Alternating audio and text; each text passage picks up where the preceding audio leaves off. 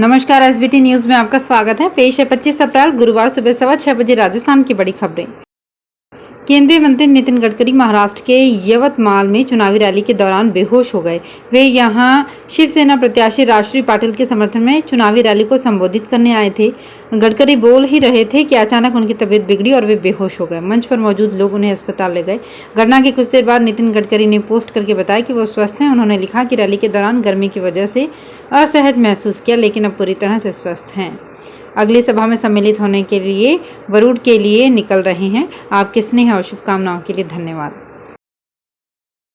राजस्थान में 26 अप्रैल को लोकसभा चुनाव के लिए दूसरे चरण की वोटिंग होगी। इस दौरान पाली, जोधपुर, बाड़मेर, जैसलमेर, जालौर, सिरोही, राजसमंद, उदयपुर, बांसवाड़ा, डूंगरपुर, चित्तौड़गढ़, कोटा, बूंदी, झालावाड़, बारां, टोंक, सवाई माधोपुर, अजमेर एवं भीलवाड़ा में मतदान होगा। इन जिलों में सुरक्षा एजेंसियां पहुंच चुकी है। सुरक्षा के कड़े इंतजाम राजस्थान पुलिस के द्वारा किए गए हैं। डीजीपी यूआर साहू ने बताया कि दूसरे चरण में शांति और कानून व्यवस्था बनाए रखने के लिए राजस्थान पुलिस बल के साथ केंद्रीय सशस्त्र बलों की कंपनियां और होम गार्ड्स के जवानों को तैनात किया गया है।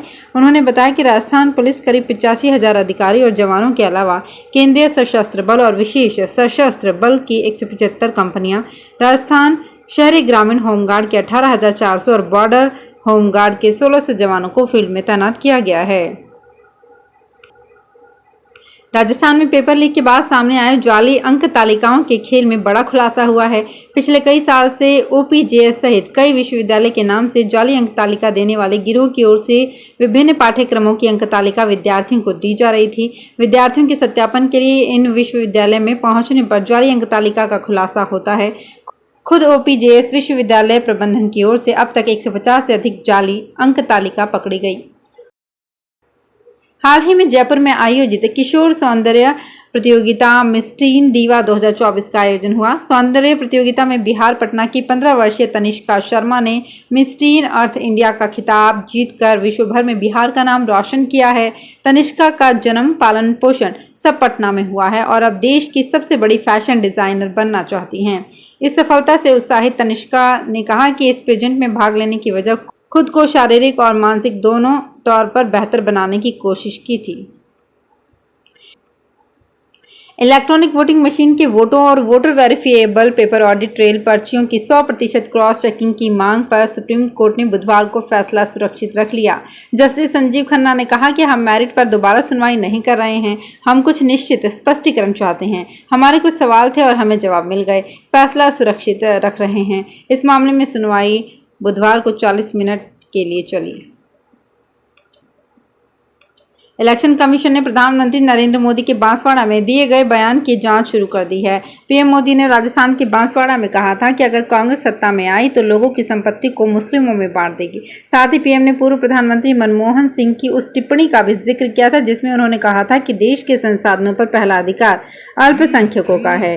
पीएम के इस बयान के खिलाफ कांग्रेस और सीपीआईएम ने चुनाव आयोग में अलग अलग शिकायतें दर्ज कराई थी। हरदा में पीएम मोदी ने मंच से पूर्व सीएम और विदिशा सीट से बीजेपी प्रत्याशी शिवराज सिंह चौहान की तारीफ की। उन्होंने कहा कि मैं शिवराज सिंह को दिल्ली ले जाना चाहता हूं। पीएम मोदी ने हरदा में कहा कि आज मैं आपसे कुछ मांगने आया हूं, मेरे लिए नहीं, आपके बच्चे के उज्जवल भविष्य के लिए मांगने आया हूं, देश के उज्जवल भविष्य के लिए मांगने आया हूं, विकसित भारत के संकल्प को साकार करने के लिए कुछ मांगने आया हूं। मैं आपसे मांगता हूं आपका आशीर्वाद। लोकसभा चुनाव के मतदान और आज के अवकाश को देखते हुए प्रतापगढ़ की कृषि उपज मंडी 25 अप्रैल से 4 दिनों तक बंद रहेगी। 29 अप्रैल को मंडी में कारोबार शुरू होगा। मंडी प्रशासन ने किसानों से अपील की है कि 28 अप्रैल तक अपनी जिन्सों को लेकर कृषि उपज मंडी में नहीं लाएं। कृषि उपज मंडी सचिव जवाहरलाल नागर ने बताया कि लोकसभा चुनाव के तहत मंडी परिसर में मतदान केंद्र स्थापित किए जाने के कारण परिसर का अधिग्रहण किया गया है। धौलपुर में अध्यक्ष जिला विधिक सेवा प्राधिकरण सतीश चंद ने जिला जेल का निरीक्षण किया। निरीक्षण के दौरान उन्होंने बंदियों को कारागृह में मिलने वाली सुविधाओं, भोजन, नाश्ता, स्वच्छ पेयजल, स्वास्थ्य सुविधाओं, रसोई घर और बैरक की साफ सफाई का जायजा लिया। इस दौरान जिला सेशन न्यायाधीश ने कारागृह के बंदियों से रूबरू होकर उनके मामलों से संबंधित जानकारी ली। छत्तीसगढ़ कांग्रेस के प्रदेश अध्यक्ष दीपक बैज बुधवार को रायपुर रेलवे स्टेशन पहुंचे। यहां उन्होंने यात्रियों से बात करते हुए केंद्र सरकार पर जमकर निशाना साधा। उन्होंने कहा कि जो ट्रेन नहीं चला सकते वो भला देश कैसे चलाएंगे। बुलेट ट्रेन केवल कागजों में या तो होर्डिंग्स में चल रही है। दीपक बैज ने कहा कि ट्रेनों की हालत मोदी सरकार की नाकामी का प्रमाण है। जो रेल नहीं चला पाई वे 10 सालों तक सरकार कैसे चला ले गए, ये सबसे बड़ा सवाल है। राजस्थान कांग्रेस प्रदेश अध्यक्ष गोविंद सिंह डोटासरा ने कहा, जैसे आदिवासियों ने अंग्रेजों के सामने नहीं झुककर देश को आज़ाद कराया, वैसे ही अब बांसवाड़ा डूंगरपुर को भाजपा से आज़ाद करवाएंगे। उन्होंने कांग्रेस से भाजपा में शामिल हुए भाजपा प्रत्याशी महेंद्रजीत सिंह मालवीय पर निशाना साधा। राजस्थान की गौशालाओं को आदर्श गौशाला बनाने सहित गौ विकास से जुड़े अनेक मुद्दों पर विचार विमर्श के लिए अखिल भारतीय गौशाला सहयोग परिषद की ओर से जयपुर के सांगानेर की श्री पिंजरापोल गौशाला के जैविक वन औषधीय पार्क में 25 अप्रैल गुरुवार को सुबह 10 से शाम के 5 बजे तक एक दिवसीय प्रशिक्षण कार्यक्रम गोष्ठी का आयोजन होगा।